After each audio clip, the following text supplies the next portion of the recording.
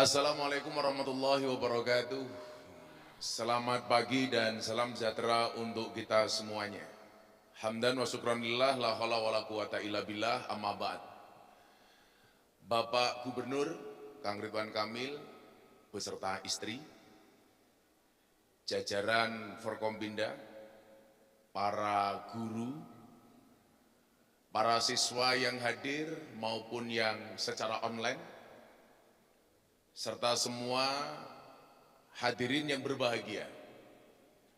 Bila teman membuatmu kecewa, bila pasangan membuatmu terluka, yakinlah Gus Miftah hadir dengan membawa cinta.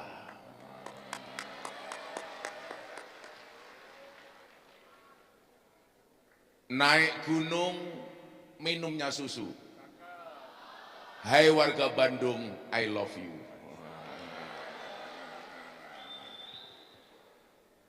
Alhamdulillahirrabbilalamin, pagi hari ini bisa menjumpai adik-adik pelajar dan siswa-siswi yang ada di kota Bandung dan sekitarnya, baik yang langsung maupun yang daring. Mudah-mudahan pertemuan pagi hari ini sesuai dengan temanya, moderasi beragama dan berbangsa yang happy dan menyenangkan. Saya mau tanya sama adik-adik yang ada di atas. Kamu yang cewek saya tanya, kamu pilih cowok tipe mana? Yang romantis apa yang humoris? Yang romantis apa humoris? Humoris ya? Humoris katanya. Terus. Lebih baik pilih pasangan yang humoris tapi berakhir romantis daripada kamu punya pasangan yang romantis tapi berakhir tragis. Ya. Langsung setuju nih adik-adik ya kayaknya. Makanya, Mas siapa namanya? Adikus. Siapa? Adikus. Adikku, kamu bukan adikku. Iya, moderatorku ya. Oh. Adi aja. Oh, Adi Adi. aja. Makanya di mana-mana Mas Adi, orang yang menyenangkan itu pasti temannya banyak. Pasti temannya banyak. Gubernur menyenangkan temannya banyak. Ya, Ustadz menyenangkan fan-nya banyak. Bahkan saya sering cerita sama teman-teman di medsos, banyak orang yang hanya sekedar pengen belajar Islam, itu hanya gara-gara melihat kita menyenangkan. Nah, makanya saya berharap hari ini kita mempunyai pemahaman yang menyenangkan. Karena memang bangsa ini terlahir menjadi bangsa yang menyenangkan. Maka adik-adik yang saya cintai, 350 tahun bangsa Indonesia dijajah oleh Belanda dan sekutunya. Salah satu impact negatifnya adalah melahirkan generasi anak bangsa yang kurang percaya diri. Kalau bahasa kalian apa anak-anak milenial? Insecure. Kalau Pak Gubernur ini usianya kolonial, tapi seleranya milenial. 350 tahun kita dijajah, itu melahirkan generasi yang kurang percaya diri. Kalau bahasa lainnya apa? Underestimate. Ya, betul. Nah, kan? Underestimate itu nggak bagus, tapi overconfident juga nggak bagus. Makanya yang kita cari apa? Yang tengah-tengah saja. Nah, salah satu bentuk ketidakpercayaan diri itu apa adik-adik? Kita menjadi bangsa yang minder ketika ketemu dengan anak bangsa yang lain. Saya kasih contoh, ini contoh konkret. Saya pengen adik-adik yang hadir maupun yang menonton tayangan ini, setelah acara ini menjadi orang yang pede, percaya diri, mempunyai kepercayaan diri yang lebih walaupun tidak harus over. Tidak harus over. Kita itu adik-adik, kalau ketemu dengan suku bangsa lain, itu seolah-olah minder karena efek dari 350 tahun itu kita dijajah. Tolong Anda catat, nanti di akhir acara silakan Anda bertanya melalui kertas, saya kasih hadiah, uang cash dan kaos dari Gus Miftah. Pertanyaan terbaik akan saya, atau bisa jawab pertanyaan saya, atau Anda yang bertanya, akan saya kasih hadiah uang cash dan kaos. Lumayan lah. untuk beli seblak. Iya, bisa jadi ya. Itu ditekankan ya, nanti bertanya atau menjawab ya. Iya. Ini kita harus kasih uang cash karena yang hadir rata-rata cewek. Ingat, nggak ada istilah cewek matre, yang ada cowok kere. Ya, itu. Merasa terbela itu ya. Ya. Makanya kemarin pas acara pernikahan Deddy Corbuzier, istrinya Sabrina nanya sama saya, ada nggak Gus kriteria suami jahat? Oh ada. Siapa itu suami jahat? Suami yang mampu beli rokok untuk dirinya, tetapi tidak mampu beli skincare untuk istrinya. Ayo, semangat kerja untuk para cowok Makanya itu ya.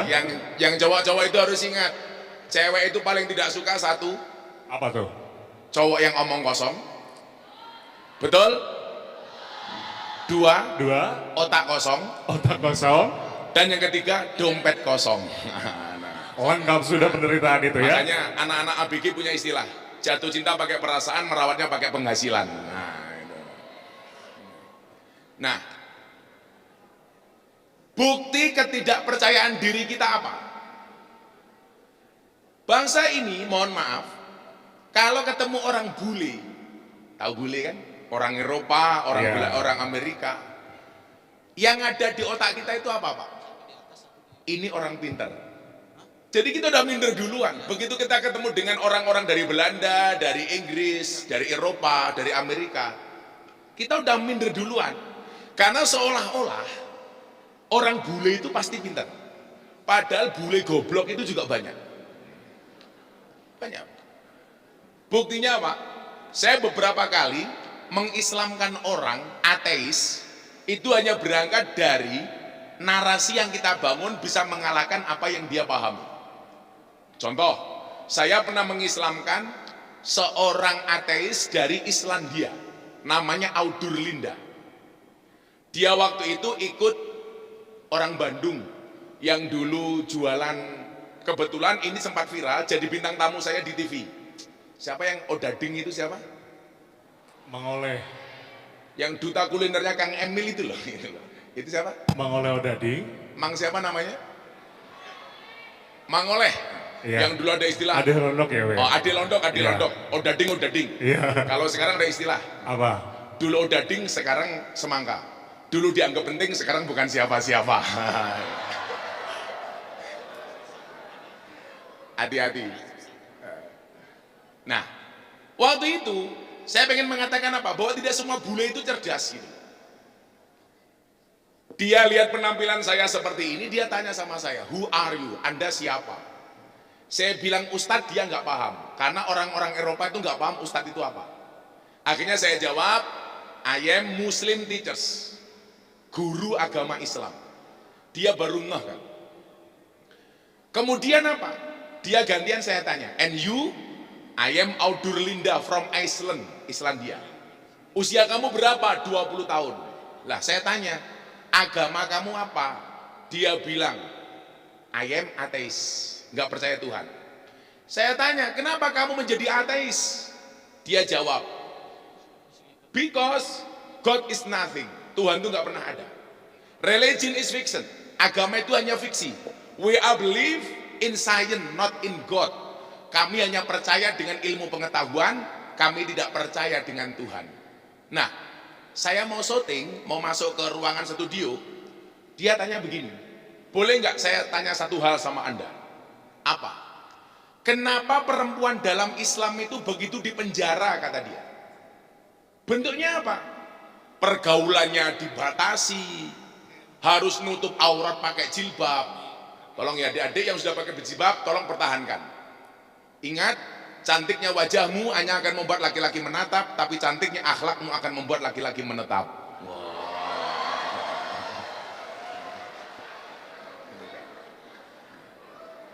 Cantiknya wajahmu hanya akan menemanimu sampai tanah, tapi cantiknya akhlakmu akan menemanimu sampai jannah. Makanya besok kalau ada cowok yang mencintai kamu, katakan sama cowokmu, "Mas, kalau kamu mencintai aku, pilih satu di antara dua, halalkan atau tinggalkan."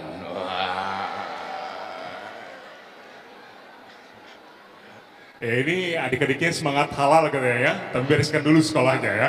Jangan terlalu lama pacaran, karena orang pacaran itu seperti orang kencing di dalam celana. Maksudnya apa? Semua orang bisa melihat tapi tidak bisa merasakan kehangatannya.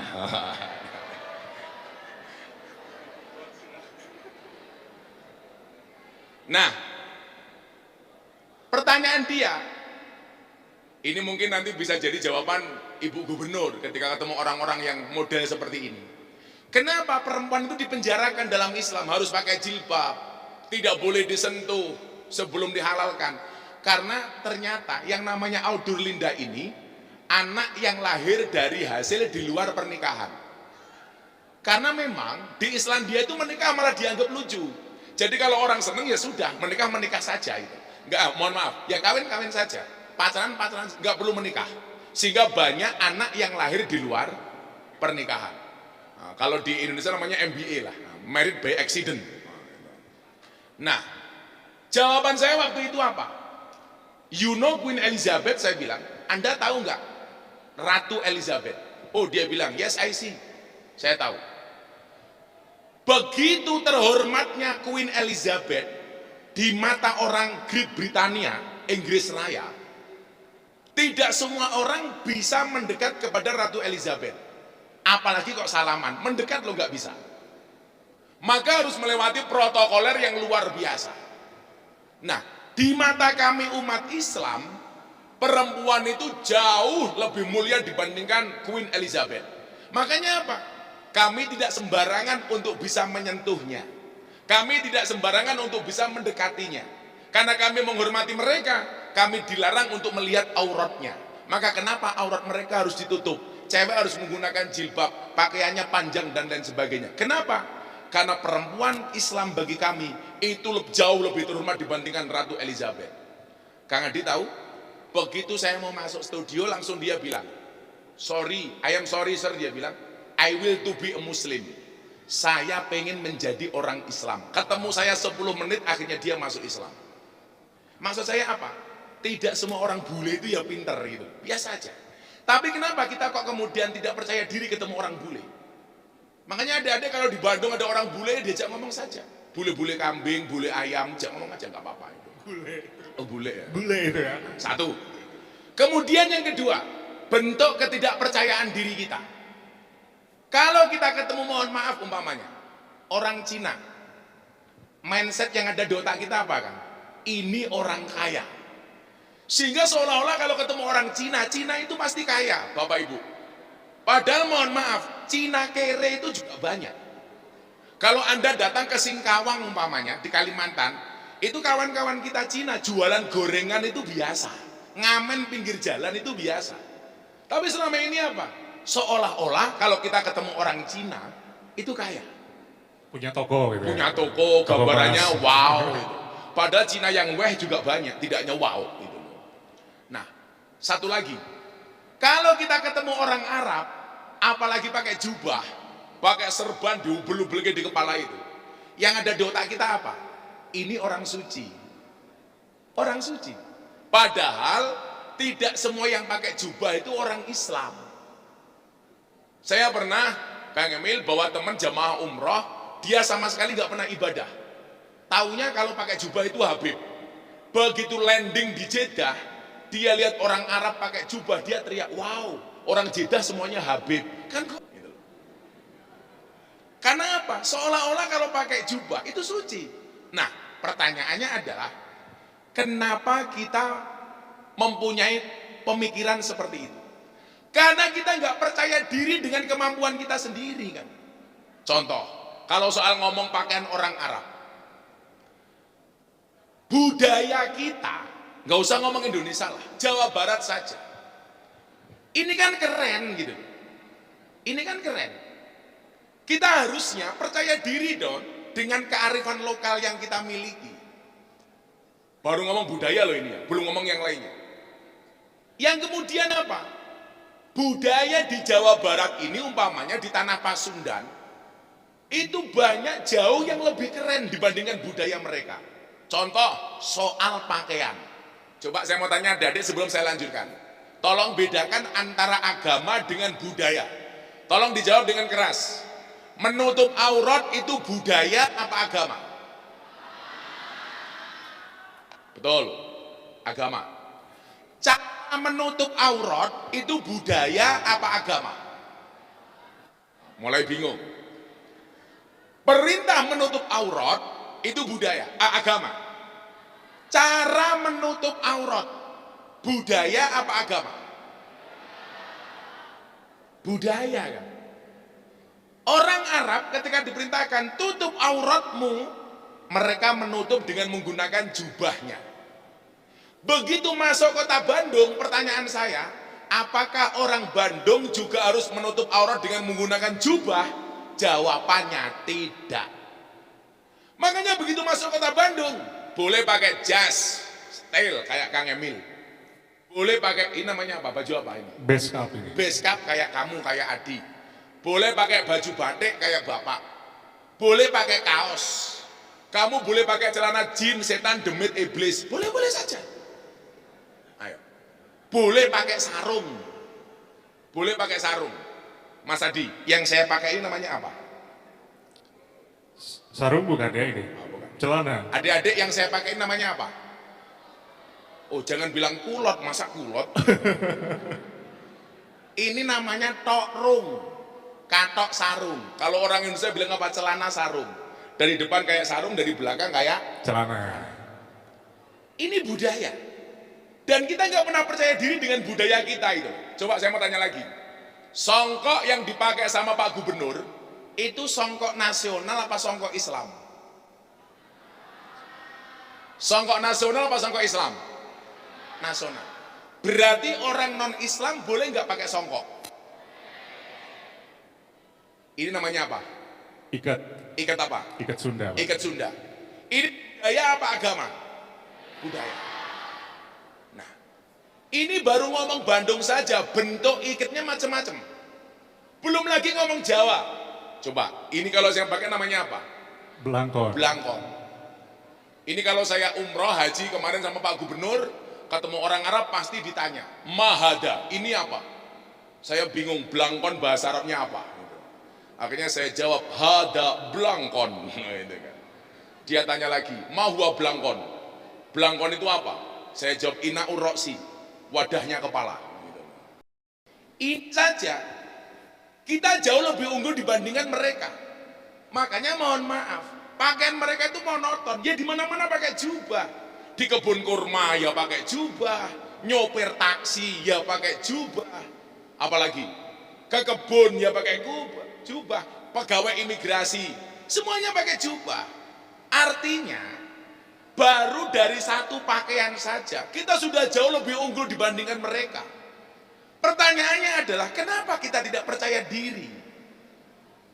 Nah, karena kira kurang percaya diri inilah kemudian banyak orang yang mengambil peluang.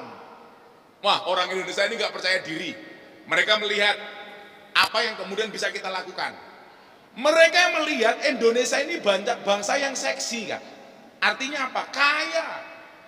Sumber daya alamnya, wow, amazing. Siapa yang bisa mengalahkan Indonesia? Cuman persoalannya adalah kenapa kekayaan bangsa ini tidak bisa membawa anak bangsa menjadi sejahtera? Jawabannya adalah karena begitu gampangnya kita diprovokasi oleh pihak-pihak asing. Diprovokasi dalam hal apa? Dalam hal agama, teologi, aliran kepercayaan, madhab, dan lain sebagainya. Coba, orang yang punya kepentingan dengan Indonesia, Pak, itu kalau mau nyerang Indonesia dengan agresi militer, mereka mikir. Kenapa? Zaman penjajahan, kita yang hanya bermodal bambu runcing itu bisa mengalahkan Belanda dan sekutunya. Padahal hari ini mohon maaf, alutsista kita itu jauh lebih luar biasa dibandingkan zaman-zaman perjuangan. Makanya mereka nggak mungkin melakukan agresi militer sebagaimana Rusia ke Ukraina umpamanya. Pakai bom, pakai atom, nggak mungkin. Apa yang mereka lakukan? Agresi yang dilakukan bukan agresi militer, tetapi agresi akidah, agresi keyakinan dengan memasukkan paham-paham baru. Contoh, paham-paham yang terkait dengan khilafah. Yang mulai mengatakan Pancasila tidak cocok dengan Indonesia. Padahal tadi Pak Kadis sudah menyampaikan. Ini mulai muncul. Kelemahannya kemudian adalah, ini untuk koreksi teman-teman dinas pendidikan ya. Di saat nasionalisme kita mulai menipis, jiwa patriotis ini mulai terkikis, pelajaran yang mendukung untuk mencintai bangsa ini mulai hilang, Pak. Coba Pak Kadis, mohon maaf saya matur ya. Dulu kalau masa kecil saya, Pak, saya SD, itu ada pelajaran namanya PSPB, Pendidikan Sejarah Perjuangan Bangsa. Apa target goalnya dari pendidikan ini? Mengenalkan siswa didik terhadap sejarah, terhadap perjuangan para pahlawan. Sehingga mohon maaf, orang-orang kayak saya dulu, Pak, hafal dengan lagu-lagu kebangsaan. Diperintahkan untuk menghafalkan nama-nama pahlawan. Sehingga hafalkan. Saya tahu Pangeran Diponegoro, bahkan nama komplit Pangeran Diponegoro saya hafal. Coba adik-adik yang hadir, yang tahu nama komplit Pangeran Diponegoro, saya kasih uang 1 juta. Ayo yang berani maju. Ayo yang mau. Yang hafal nama komplit Pangeran Diponegoro, saya kasih uang 1 juta. Ayo silakan. Adik-adik yang mau langsung ke sini aja. Ayo langsung maju. Nggak usah muridnya deh, gurunya nggak apa-apa. Ayo 1 juta. Bangga ibu bapak, nama komplit dari Pangeran Diponegoro ya. Nama komplit dari Pangeran Diponegoro. Adik-adik atau Pak Guru yang tahu, silakan saya kasih uang 1 juta. Ayo sini, tolong jangan diedit cakep-cakep. Kenapa? Kalau saya tersinggung kalau ada orang posting foto diedit cakep-cakep. Kasihan Gus Miftah yang sudah cakep dikira editan. Bisa aja Gus Miftah ya. Karena cantik itu relatif, Pak. Tapi filter alternatif. Nih, kita kasih tahu. Bukti dulu pendidikan sejarah perjuangan bangsa itu penting, Pak. Siapa, gini aja, kamu tirukan setelah saya yang berani maju tak kasih 500.000. Nama komplit Pangeran Diponegoro. Siapa nama komplit Pangeran Diponegoro? Kiai Haji Bendoro Raden Mas Abdul Hamid Ontowiryo Mustahar Heru Cokro Senopati ing Ngalogo Sayyidin Panotogomo Amirul Mukminin Khalifatullah Tanah Jawa Pahlawan Gua Selarong Pangeran Diponegoro. 500.000. Ada ini teh yang berani. Pertanyaannya adalah, hari ini udah nggak kenal lagi, Pak. Kalau dulu saya diminta oleh guru saya menghafalkan nama-nama pahlawan, kita apa dengan Cut Nyadin, Cut Mutia. Sekarang nggak tahu, Pak. Nggak tahu siapa Cut Nyadin, siapa Cut Mutia. Taunya siapa? Cut Keke, Cut Tari, Cut Mini. Cut siapa lagi, Bro? Cut Mei. Lebih kenal dengan artis-artis K-pop dibandingkan dengan nama pahlawan. Maka mohon maaf, ini menjadi koreksi, Pak. Karena apa? Orientasi pendidikan di Indonesia hari ini hanya ngejar 3 mata pelajaran yang diuangkan. Betul, Pak ya? Ujian akhir nasional. Sehingga kemudian apa? Anak-anak sudah mulai menipis wawasan kebangsaannya. Dulu mohon maaf, SMP masuk SMA, kita diajari apa, Bu? Penataran P4. Sekarang mana ada? Nggak ada. Dulu saya GBHN lo hafal. SMA masuk perguruan tinggi, penataran P4. Sekarang sudah tidak ada. Maka peluang inilah yang kemudian dimanfaatkan oleh pihak-pihak itu untuk merusak tatanan toleransi yang ada di Indonesia. Dengan paham-paham yang mengatakan Pancasila sudah tidak cocok. Coba, dari mana Anda mengatakan Pancasila tidak cocok? Saya kasih satu fakta, Pak Kepala Dinas dan kawan-kawan, adik-adik. Saya baru 2 minggu sama Kang Emil pulang dari tanah Arab, dari tanah suci. Adik-adik sekolah saya doakan, semoga semuanya segera dipanggil oleh Allah Subhanahu wa Ta'ala untuk haji dan umroh. Amin. Jangan amin dulu itu. Iya, ada koma itu ya. Masih koma. Untuk haji dan umroh. Amin. Amin. Nah, kita lihat Kenapa saya mengatakan orang-orang yang mengatakan Pancasila itu tidak cocok itu mohon maaf salah? Coba kita lihat Pak, faktanya. Jazirah Arab itu punya bangsa satu. Namanya bangsa apa Pak? Arab. Mereka dipersatukan dengan bahasa yang satu. Namanya bahasa Arab. Tetapi bangsa yang satu dipersatukan dengan bahasa yang satu tidak bisa berdiri di atas negara yang satu. Bangsa satu, bahasa satu, tapi berdiri di atas banyak negara Pak. Itu Jazirah Arab. Maka ada Arab Saudi, ada Abu Dhabi, ada Qatar, macam-macam. Bahasanya satu, bangsanya satu, tetapi mereka nggak bisa bersatu. Nah, kembali ke Eropa. Eropa sama, bangsanya satu namanya Europe. Mereka dipersatukan dengan bahasa yang satu namanya bahasa Inggris. Tetapi mereka tidak mampu bersatu Pak. Satu bangsa berdiri di atas banyak negara. Sekarang coba kita lihat Indonesia. Banyak suku bangsa. Tadi Pak Kadis bilang berapa? Lebih dari 1.400 suku bangsa. Dengan bahasa yang berbeda. Dengan adat istiadat yang berbeda. Dengan budaya yang berbeda. Gini aja. Siswi cewek yang bisa menyebutkan 5 budaya Sunda maju ke depan, tak kasih uang. 5 budaya Sunda yang benda saja, yang benda.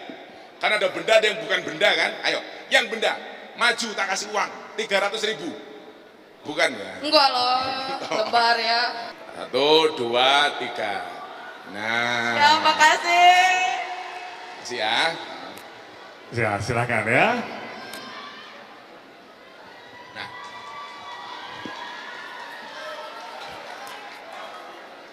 Sana mau juga? Mau? Coba. Tak selesaikan sebentar, habis ini kita tanya jawab. Kamu nulis pertanyaan terbaik, saya kasih uang sama kaos. Saya punya uang, saya punya kaos kan? Saya siapkan. Saya tahu. Saya siapkan uang banyak. Kenapa? Karena saya tahu cewek itu hatinya seperti rekening bank. Maksudnya apa? Nggak mungkin berbunga kalau nggak ada saldonya. Iya. Betul ya. Oke. Nah, maksud saya apa? Bahwa kemudian bangsa ini kaya. Dan ternyata apa?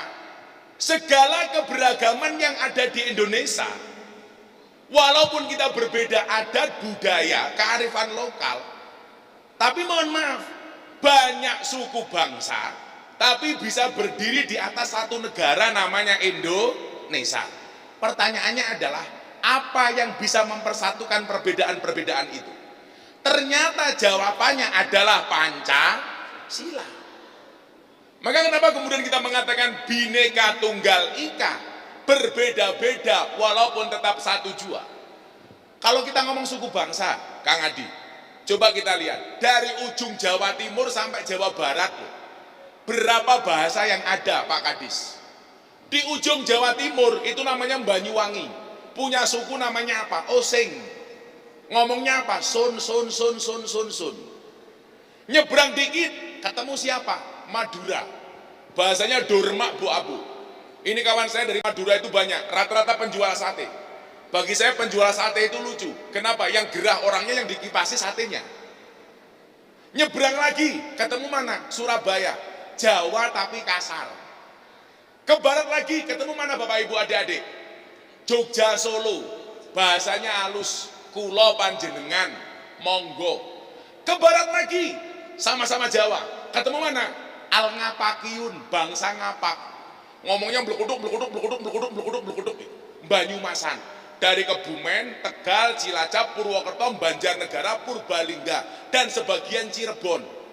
Ke barat lagi, ketemu daerah yang kita cintai. Mana? Pasundan, Jawa Barat, dan sekitarnya. Yang terkenal dengan segala keeksotisannya. Nah, maka kemudian apa? Al-Hujurat ayat 26, ketika Allah menciptakan manusia berpasang-pasangan, laki-laki dan perempuan, bersuku-suku dan berbangsa-bangsa, tujuannya apa Pak? Ternyata tujuannya adalah persatuan Indonesia yang dalam Al-Hujurat disebut lita'arofu. Saling mengenal. Lah, saling mengenal itu bagian dari persatuan. Yang namanya saling mengenal itu tidak hanya saya kenal dengan Kang Emil kenal dengan saya, tidak. Tetapi saya tahu budayanya orang Sunda tahu budaya orang Jogja. Saya tahu adat istiadatnya, dia tahu adat istiadat saya. Maka mohon maaf, ketika ada orang menghina ibu kota pindah ke Kalimantan dengan mengatakan, kenapa ibu kota dipindah ke tempat buangan jin, setan, demit, iblis? Orang Kalimantan emosi dan marah. Kenapa? Karena merasa budayanya tidak dihargai. Kenapa? Karena dia gagal dengan lita'arofu, saling mengenal. Makanya kalau saya santai Kang, saya ditanya, apa pendapat Gus Miftah tentang ibu kota pindah ke Kalimantan? Saya jawab, nggak masalah ibu kota pindah ke Kalimantan, asalkan kamu tidak kembali ke hati mantan. Nah. Banyak caption ya ini buat adik-adik semua. Mungkin pancingannya seperti itulah, bahwa kemudian kita meyakini Pancasila ini sebagai sebuah ideologi yang sampai hari ini terbukti mampu mempersatukan anak bangsa. Maka saya harapkan Bapak Ibu guru, walaupun tidak ada materi pendidikannya di sekolah, tolonglah disisipkan materi-materi kebangsaan. Mungkin melalui perintah Pak Kadis ini, bagaimana kemudian anak didik wajib tahu tentang Pancasila. Apa tentang Undang-Undang Dasar 1945, menggalakkan kembali upacara bendera setiap hari Senin. Saya mohon maaf, coba kalau saya boleh usul Pak ya, Pak Gubernur mohon maaf, alangkah indahnya kemudian kalau gedung ini tidak hanya 1-2 gambar atlet, tapi kita pasang gambar-gambar pahlawan yang ada di sini. Minimal pahlawan yang dari Pasundan umpamanya, kita pasang di setiap gedung-gedung yang kita punya. Sehingga apa? Kita mencintai mereka Pak, karena terbiasa dengan mata kita melihat gambar-gambar pahlawan di sekeliling kita. Maka saya harapkan semuanya adik-adik bisa memahami, sehingga kecintaan kita kepada NKRI semakin bertambah. Terima kasih. Apa tanggapan Gus Miftah mengenai lingkungan yang berisi keberagaman agama, tapi hanya terfokus ke satu budaya atau agama, dan bagaimana upaya untuk mengatasi itu? Terima kasih. Mas Raski, kalau Mas Raski besok datang ke pondok saya, Mas Raski akan mendapatkan satu lingkungan yang aneh. Tetangga saya 60% Katolik, tapi pondok pesantren saya berdiri di atas kampungnya orang Katolik. Selatan saya rumahnya pendeta, utara saya kuburan. Dan subhanallah, seumur hidup saya tidak pernah bertengkar dengan tetangga utara saya. Kuburan. Nah, pertanyaannya adalah kenapa kok bisa? Karena kami memahami bahwa perbedaan itu sah, baik di dalam bingkai bernegara maupun beragama. Saya mau tanya, orang berbeda boleh apa enggak? Boleh. Yang enggak boleh ternyata satu Mas. Kalau Al-Quran mengatakan apa? Wa'tasimu bihablillahi jami'aw wala tafarraqu. Orang berbeda itu boleh, yang enggak boleh berpecah belah. Contoh, Rizky sukanya warna apa? Putih, Biru. biru, sama dong. Aku sukanya hitam. Umpamanya kalian sukanya warna putih, itu kan pilihan. Bahkan dalam persoalan keimanan saja Al-Quran mengatakan apa? Faman sa'a falyu'min, faman sa'a falyakfur. Yang beriman, berimanlah. Yang kafir, kafirlah. Maka yang perlu kita rubah itu, mohon maaf, bukan cara pandang orang lain kepada kita, tapi cara pandang kita kepada orang lain. Maka saya sering mengatakan apa? Kita tidak bisa ngatur ombak, tetapi kita bisa berselancar, tapi kita bisa belajar berselancar. Kita tidak bisa ngatur omongan orang lain kepada kita, tapi kita bisa ngatur bagaimana menghadapi omongan orang lain kepada kita. Nah, maksud saya apa? Untuk supaya kita menjadi bangsa yang rukun, yang perlu kita lakukan satu, jangan menyamakan yang memang berbeda, dan jangan membeda-bedakan yang memang sama. Satu. Kemudian yang kedua, kemarin diskusi saya dengan Pak Gubernur, saya bilang apa? Indonesia itu bukan negara agama, tapi negara yang beragama. Makanya kenapa Pancasila mengatakan ketuhanan yang Maha Esa. Saya mau tanya sama Reski, berapa agama yang dilindungi oleh hukum di Indonesia, yang legalitasnya diakui? 1, Islam, 2, Kristen, 3, Protestan, Katolik, Katolik, 4, Hindu, 5, Buddha, 6, Konghucu. Konghucu. 6 agama yang diakui oleh undang-undang ini berhak menjalankan perintah agamanya tanpa harus mendapatkan intervensi dan gangguan dari pihak manapun. Setuju nggak? Setuju. Orang Kristen ibadahnya di mana? Gereja, Gereja. Silakan ke gereja. Orang Islam di mana? masjid, Silakan ke masjid. Orang Hindu di mana? di pura. Pura. Silakan ke pura. Artinya apa? Kalau itu kita lakukan aman. Yang menjadi persoalan adalah kita selama ini intervensi dengan urusan rumah tangga orang lain. Lah kamu tidak boleh melakukan itu. Kita nggak usah ngomong soal salib. Wong salib itu urusan orang Kristen. Orang Kristen nggak usah ngomong tentang Quran. Wong Quran itu urusan orang Islam. Maka kita santai saja. Nah, dalam persoalan ibadah tidak bisa dicampur. Tapi dalam persoalan muamalah kita bisa kerja bareng. Mungkin pertanyaannya begini, bagaimana dulu dengan Gus Miftah yang ceramah di gereja Jakarta Utara? Kamu lihat videonya? Saya pernah nonton. Nah, itu konteksnya bukan peribadatan, tetapi seremonial peresmian gereja.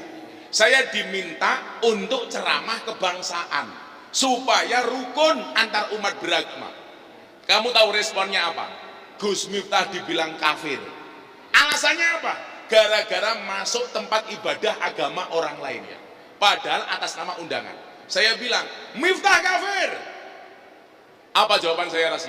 Nggak masalah, syahadat lagi. Orang kafir 70 tahun, itu syahadat sekali terbakar kekafirannya. Maka yang pengen saya tumbuhkan kepada kamu adalah berbeda itu boleh. Tuhan menciptakan jutaan kacamata dan Tuhan mempersilahkan kepada kita untuk memilih kacamata mana yang paling kita sukai. Yang saya cintai, akhirnya yang pengen saya sampaikan adalah solusi-solusi yang bisa kita lakukan sehingga kemudian bangsa ini bisa menjadi bangsa yang toleran. Salah satunya adalah dengan meningkatkan pemahaman kebangsaan yang benar. Kemudian yang kedua, pendidikan cinta dan bela negara. Kemudian apa? Ayo mulai lagi menghafalkan lagu-lagu kebangsaan, menghafalkan nama pahlawan, kembali memahami penataran P4 dan lain sebagainya. Akhirnya Kang Adi, sebelum saya tutup, akan saya bacakan konklusi dari apa yang saya sampaikan. Bangsa Indonesia adalah rumah besar yang menaungi siapa saja, tak pandang perbedaan yang ada. Di bangsa ini, perbedaan akan merekatkan, bukan meretakkan. Perbedaan menjadi alasan untuk saling mengisi, bukan memusuhi. Perbedaan jadi alasan untuk bersanding, bukan bertanding. Kita bersanding untuk memberikan manfaat yang sebesar-besarnya. Kita bersanding untuk membawa pencerahan. Kita bersanding untuk memberdayakan. Karena dalam bingkai kebaikan kita semua sama, dalam bingkai kebangsaan kita semua setara. Toleransi menjadi sulit ketika orang lupa bahwa beragama itu untuk mengatur diri sendiri, bukan mengatur orang lain. Banyak yang beragama yang bahkan belum menggenapi pelaksanaan nilai agama untuk dirinya sendiri, tapi sibuk mengurusi perilaku orang lain. Caramu melakukan sesuatu bukanlah satu-satunya cara. Hargailah cara pandang orang lain. Kamu mungkin benar, tetapi mereka juga tidak salah. Pentingkan introspeksi, bukan interpretasi. Mawas diri, bukan harga diri. Toleransi, bukan arogansi. Amanah, bukan amarah, meminta maaf, bukan meminta perhatian. Tepuk tangan untuk adik-adik SMA Bandung. Akhirnya, sebagai penutup, Pak Gubernur, saya selalu bilang, coba adik-adik lihat, kenapa kaca mobil bagian depan itu pasti jauh lebih besar dibandingkan kaca spion. Coba Anda lihat, kaca mobil bagian depan itu pasti jauh lebih besar dibandingkan kaca spion. Jawabannya adalah karena masa depan bangsa Indonesia jauh lebih besar daripada masa lalunya. Tepuk tangan untuk Indonesia. Terima kasih, selamat siang. Assalamualaikum warahmatullahi wabarakatuh. Waalaikumsalam warahmatullahi wabarakatuh.